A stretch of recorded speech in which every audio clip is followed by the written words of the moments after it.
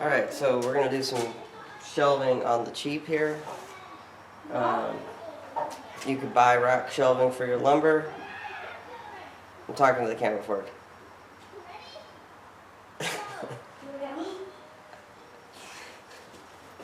Anyway, you could buy some rack lumber racks, $40, $50 a set. Or in the past, I made mine at a 2x4. And in that situation, that worked out well for me. But I want to use these walls in a way that allows me to insulate later without having to take it apart. I also want to be able to store long lumber, so I want to have some variance in how far my lumber is spread out. I've had up to 20 foot before in the shop, so like 16 and under really, for the most part, especially poplar will come in that way. So what we're going to be doing is using actually rebar, 5/8 rebar rod. It's good and strong for like a 12 to 16 inch shelf with lumber on it. It'll hold a tremendous amount, and the beauty of it is it's cheap, it's readily available locally, super easy to install, as you'll see here, and I can choose how many studs that I utilize it on. So depending on weight needs, I mean, I could put a piece in every stud if I wanted to. That's not what I'm doing, but this is actually a really great option in my opinion. The shelf systems leave a lot to be desired, and the few that I do like are, like the Bora system, just because its size is really compact. It's a great system, but again, it's like $40, $50 a section, and for what I'm going to do here, I need 8 sections. That's $400 in shelving. So I'm going to do the same amount of shelving for less than $40. So here we go. First thing we have to do is build the wiring. So again, if you saw my shop video, this is a brand new shop, and I'm just kind of taking you through the trip as I begin to make this place home. So first thing I do is just curl. These are dead wires. They're not functioning. They were pre-wired for future things and left hanging. And now that I've got the space, I just kind of have to deal with it as I go. So hey everybody, I'm going to narrate this starting here. I really only uploaded this as just a bit of help for other people. Shelving can be pretty expensive. Sometimes it's difficult to figure out, what the most economical, strongest solution is. So this is an excellent solution. It's very easy to do. It's cheap, and you can pick up what you need locally anywhere. So all you need is a drill, a good, decent 3/4 inch auger, some 5/8 rebar. You could probably use 1/2 inch, but I prefer the 5/8. It's just that much more robust. So I'm just using a 1/2 inch heavy duty drill so I'm not working it hard. I'm boring at about 5 degrees. That's just to add a natural inclination for the shelving, which will encourage the lumber to lean against the wall and not try to slide off the rack. And I'm setting them in about 3.5 inches deep. That's more than enough, as you'll see later on in this video. Another concern you might have is obviously rebar is steel. It's a ferrous metal. You don't want to damage your lumber, dent it, or get rust marks, etc. on it. I buy everything in the rough, so I plan on milling it down anyway. But if you were worried about that, and it's something I probably will do myself down the road, grab some 3/4 inch PEX, and you can literally sleeve it right down over top of the rebar, and that does the trick. So the other thing I would mention is, in my case, I can get away with this, but if this is a load-bearing wall, you are weakening load-bearing studs by putting all these holes in it. So another option is to pre-drill an additional 2x stud and just sister that up to the studs that are in there, and then you're not weakening the structure at all. Benefit of that is you could use your drill press and set up a jig and just knock it out. So, but this whole shelving project took, I don't know, a few hours. So I'm taking, here's the 5/8 rebar. I just have a cutoff wheel on my grinder, and I'm just chopping up my pieces.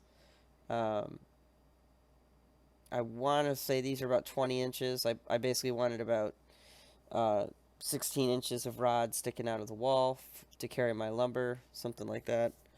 But honestly, I wasn't sure how strong they'd be, so I went with this to start out with.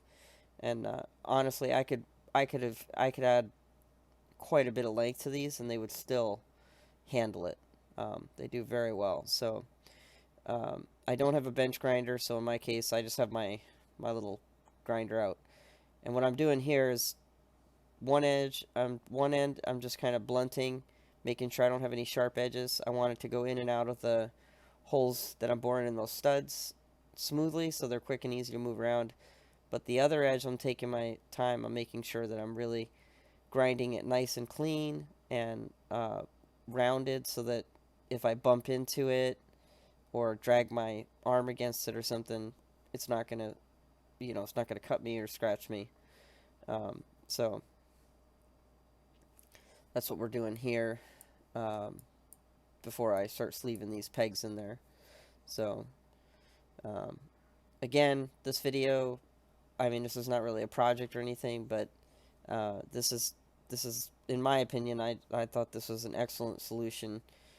In the past, I've done 2x4 shelving where I'll have 3 strands of 2x and I'll have a spacer uh, spaced out. But and when you build that way, it has to be a fixed placement.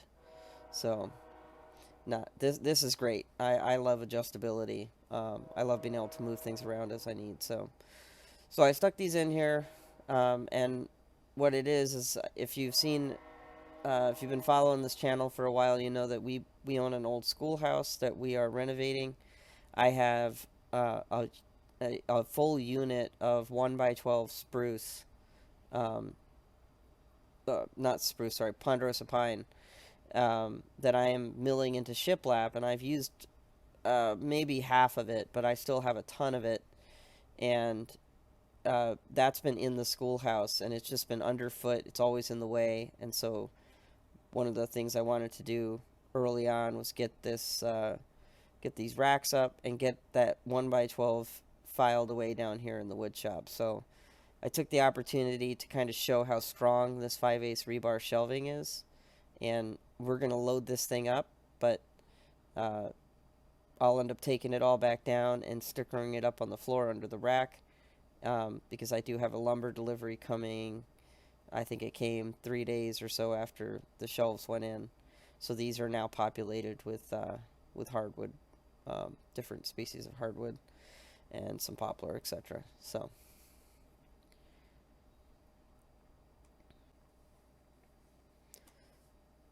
I've got the crew helping load up the shelves, bring all this pine down. As you can see, there's a lot of it.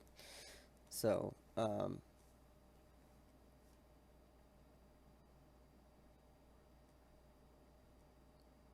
yeah, here's the 12 foot stuff.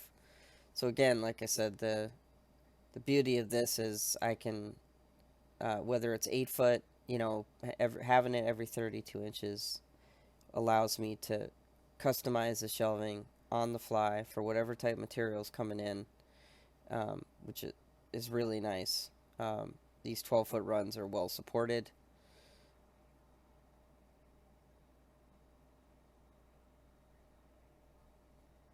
Ready for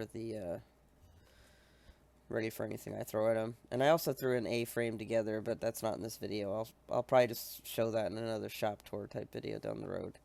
But I built a little teepee style wood shelf, which is actually quite handy because it's freestanding, and it's short. It's 8 foot, so it's a great spot for like when I'm doing plywood, cabinetry related items. I can shelve them up over there on that.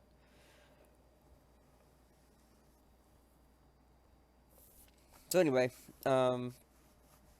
hopefully you found this useful and helpful. I know shelving can be, expensive and frustrating to come up with solutions for, especially, like, it's one thing if you're carrying small amounts of lumber, but if you intend to have like a good stock of lumber for a project, it's really important to have strong shelving to keep it on. So um, this is just a really great low cost. I mean, you can run right down to any building supply locally. You can pick up what you need, and you can do this. So um,